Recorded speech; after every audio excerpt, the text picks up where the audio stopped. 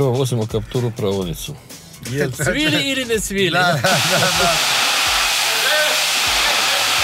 Kao vožnja po Zagrebu je slično kao vožnja po terenu, ne? Pa to je istina.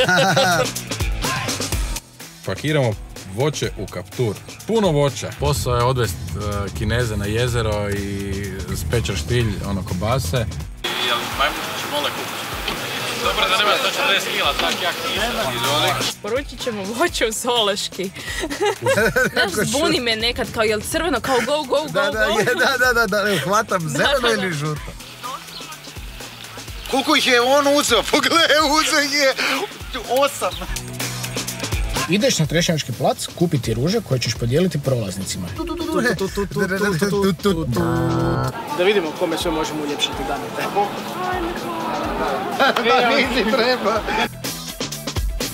Znači, vodimo baku i djeda u slastičarnu na kolače. Doma smo jučer bili. A jeste, a? 6 lego spavat. A je, znači fino, morio si se. Da. Su se vezali, da, vidjeli su tebe.